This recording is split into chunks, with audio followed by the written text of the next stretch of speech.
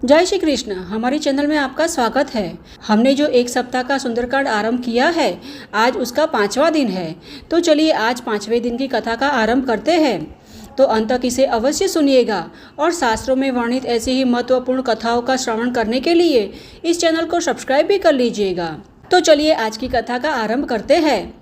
अब हमने हमारी कल की कथा में देखा कि किस प्रकार हनुमान जी ने अशोक वाटिका को नष्ट कर दिया।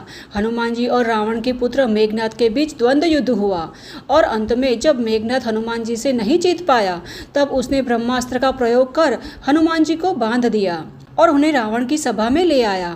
वहां हनुमान जी ने भक्ति, ज्ञान, वैराग्य तथा नीति युक्त बातों से रावण को समझाने के कई प्रयास किए कि वह जानकी माता को छोड़ दे और प्रभु श्री राम की शरण में आ जाए। फिर भी महाअभिमानी रावण अभ्यंग करते हुए बोला, हमने यह वानर के रूप में महाज्ञानी गुरु को प्राप्त कर लिया है। रे दुष्ट, तुम्हारी मृत्यु निकट आ चुकी है। हे अधम, तू मुझे सीख दे रहा है। तब हनुमान जी ने कहा कि मृत्यु तो तुम्हारी आएगी, मेरी नहीं। यह तुम्हारी बुद्धि का भ्रम है, मैंने प्रत्यक्ष जाना है। अब हनुमान जी के वचन सुनकर वह अत्यंत क्रोधित होते हुए बोला, अरे यह मूर्ख के प्राण शीघ्र ही क्यों नहीं ले लेते। यह सुनते ही सभी राक्षस हनुमान जी को मारने के लिए तुरंत ही दौड़े। अब उसी समय मंत्रियों के साथ विभीषण वहां आए। उन्होंने वहां आकर शीश झुकाकर नम्रतापूर्वक कहा कि दूत को मारना नहीं चाहिए, क्योंकि वह नीति के विरुद्ध है।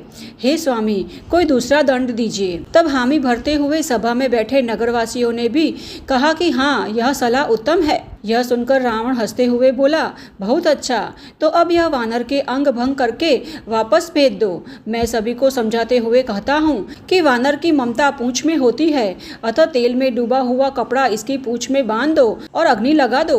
पूंछ बिना का यह वानर वापस अपने स्वामी के पास जाएगा और वह मूर्ख अपने स्वामी को लेकर यहाँ आएगा, जिसकी उसने इतनी बड़ाई की है। उसकी प्रभुता को मैं देखूँ तो सही। अब यह वचन सुनते ही हनुमान जी मन ही मन मुस्कुराते हुए सोचने लगे कि मैंने सुना है कि सरस्वती सहायक होती है, बुद्धि को भ्रष्ट कर देती है।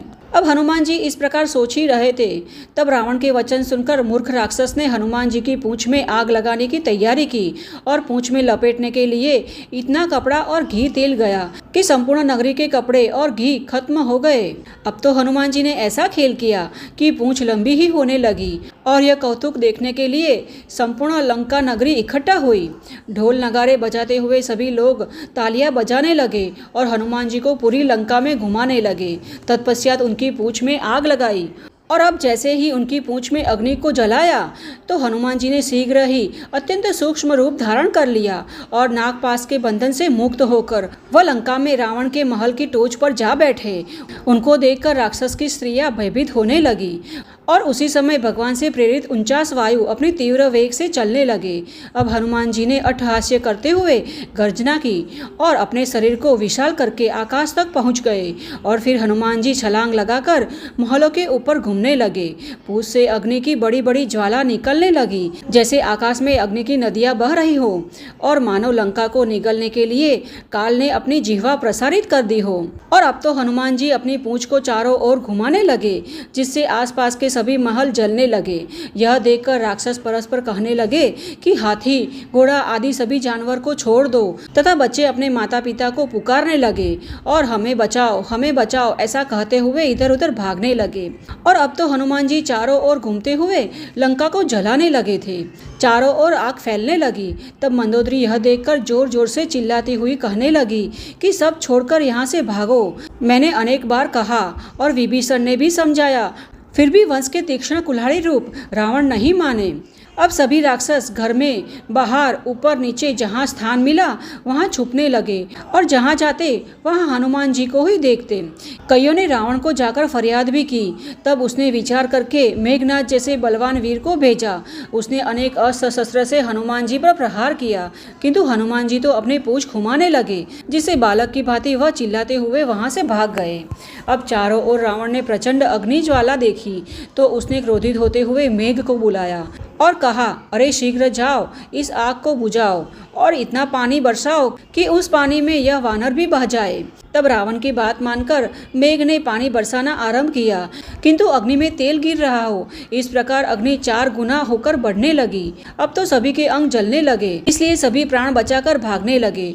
तब उस समय की विपरीतता को देखकर चतुर्मंत्री माल्यवान बोला, यह अग्नि नहीं है, ईश्वर की वक्रता है और सीता जी के श्वास की वायु अथवा श्री रामचंद्र जी का प्रकोप है। और यह सुनकर रावण ने काल को बुलाकर कहा कि इस वानर को मेरे पास ले आओ तथा भूत प्रेत और यक्षों को इकट्ठा करके तीव्र दंड धारण करके तुम तैयार हो जाओ। तब काल को अपनी सेना के साथ आते देख हनुमान जी ने उनकी सेना को तो छोड़ दिया। हनुमान जी ने उनकी सेना को तो नहीं मारा, किंतु काल को ही उठाकर अपने बगल में दबोच लिया। अतः यह देखकर उनकी सेना घबरा गई। तत्पश्चात इंद्रदेव महादेव जी को साथ लेकर हनुमान जी के पास उनको समझाने के लिए आए। ब्रह्मा आदि ने हनुमान जी से प्रार्थना की कि हमारी विनती सुनो, यमराज को छोड़ दो। पराधीन होने के कारण वह आपसे युद्ध करने के लिए आए थे। अब यह सुनकर हनुमान जी ने काल को छोड़ दिया। हनुमान जी का देह विशाल स्वरूप का अवश्य था, किंतु स्फूर्तिला भी था। वह दौड़कर एक महल से दूसरे महल पर छलांग लगाकर चढ़ जाते थे। अब नगर आग में सुलगने लगा था। लोगों की स्थिति बेहाल हो गई थी। आग की करोड़ों भयंकर लपटे झपटे सुलगने लगी थी। चारों ओर सभी त्राहिमाम पुकार रहे थे, हे तात, हे मात, यह अवसर पर हमें कौन बचाएगा? हमने तो पहले ही कहा था कि यह वानर नहीं है, किंतु वानर रूप धारण करने वाले कोई देव है। यह नगरी अनाथ की भांति जल रही है। यह सत्पुरुषों के अपमान का ही फल है। इस प्रकार हनुमान जी ने एक ही क्षण में संपूर्ण लंका नगरी को जला दिया, किंतु एक विभीषण का घर ही नहीं जला। अब यहाँ शिवजी माता पार्वती से कहते हैं कि हे पार्वती, जिन्होंने अग्नि को जलाया है उनके ही दूत हनुमान जी है, इसी कारण से वह अग्नि से नहीं जले। हनुमान जी ने तो इधर उधर छलांग लगाकर पूरी लंका को ही जला दिया। तत्पश्चात अपनी पूंछ में लगी हुई आग को बुझाने के लिए वह समुद्र में जाकर कूद पड़े और अपनी पूंछ पर लगी हुई आग को बुझाकर परिश्रम दूर करके फिर से सूक्ष्म रूप धारण करके वे सीता जी के पास गए और हाथ जोड़कर वहां खड़े हो गए और सीता माता को कहने लगे, हे माता, जिस प्रकार रघुनाथ जी ने मुझे पहचान के रूप में अंगूठी दी थी, उसी प्रकार आप भी मुझे कोई चिन्ह दीजिए। तब सीता जी ने अपने हाथों में पहनी हुई एक चूड़ामणि उतार के दी। तब हनुमान जी ने वह हर्षपूर्वक ले ली। अब जानकी जी कहने लगी कि प्रभु श्री राम को मेरे प्रणाम कहना और साथ ही कहना, हे प्रभु, आप सर्व प्रकार से पूर्ण काम, फिर भी दीन दुखियों पर दया करना आपकी प्रकृति है और मैं दीन हूँ। इसीलिए आपके यह स्वभाव का स्मरण करके हे नाथ, मेरे अत्यंत विकट संकट को हर लीजिए। हे हनुमान जी, उनको इंद्रपुत्र जयंत की कथा सुनाना, साथ ही प्रभु को अपने बाणों का प्रताप भी याद करवाना और यह भी कहना कि अगर 1 माह के भीतर नाथ यहाँ नहीं आए तो मुझे जीवित नहीं देखेंगे। हे हनुमान जी, कहिए किस प्रकार मैं जीवित रहूं? अब तो आप भी जा रहे हो। आपको देखकर मेरे हृदय को थोड़ी शीतलता प्राप्त हुई थी, किंतु फिर से वही दिन और वही रात ही बची है। तब हनुमान जी ने सीता माता को समझाकर अनेक प्रकार से सांत्वना दी और फिर उनके चरण कमल में शीश झुकाकर प्रभु श्री राम के पास जाने के लिए वहां से प्रस्थान किया और समुद्र को लांघकर वह इस पार आ पहुँचे। यहाँ आकर उन्होंने वानरों को हर्षनाद सुनाया। तब उस समय हनुमान जी को देखकर सभी वानरों को अपना नया जन्म हुआ हो ऐसा प्रतीत हुआ। हनुमान जी का मुख प्रसन्न प्रतीत हो रहा था और उनके शरीर में तेज प्रकाशित हो रहा था, जिससे सभी समझ गए कि हनुमान जी ने श्री रामचंद्र जी का कार्य पूर्ण किया है। रामचंद्र जी का कार्य संपूर्ण करके ही आए हैं। अब एक के बाद एक वानर हनुमान जी को मिले और अत्यंत सुखी हुए। जिस प्रकार तड़प रही मछलियों को जल प्राप्त होता है, उसी प्रकार सभी हनुमान जी को देखकर अत्यंत हर्षित हो गए और हनुमान जी को सब वृत्तांत पूछते हुए श्री रघुनाथ जी के पास चले। तब उस समय मार्ग में मधुवन के भीतर गए और अंगद की सम्मति से सभी ने मधुर फल खाए।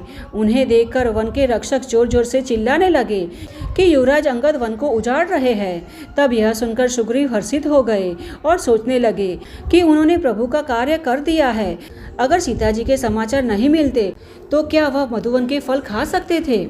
इस प्रकार राजा सुग्रीव मन ही मन विचार कर ही रहे थे। उसी समय सभी वानर वहां आ पहुंचे। वहां आकर सभी ने सुग्रीव जी के चरणों में शीश झुकाया। महाराज सुग्रीव ने भी सभी के साथ अत्यंत प्रेम पूर्वक बातें की, उनसे कुशल समाचार पूछे। तब वानरों ने उत्तर दिया कि आपके चरण कमलों के दर्शन से सभी कार्य कुशलता से हो गए हैं। श्री रामचंद्र जी की कृपा से विशेष कार्य हो गया है, कार्य में सफलता प्राप्त हुई है। हे नाथ, हनुमान जी ने ही सभी कार्य पूर्ण किए हैं और हम सब वानरों के प्राण बचा लिए हैं। यह सुनकर सुग्रीव हनुमान जी से फिर से मिले और हनुमान जी की पीठ थपथपाते हुए उनके साथ वानरों को लेकर श्री रघुनाथ जी के पास गए। अब माता सीता के समाचार प्राप्त होते ही श्री राम जी आगे क्या करेंगे, यह हम देखेंगे हमारी कल की कथा में। और आज की कथा को हम यहीं पर आराम देते हैं। तो चलिए सुंदरकांड कथा के अगले भाग के साथ फिर से मिलते हैं। तब तक के लिए जय श्री कृष्ण।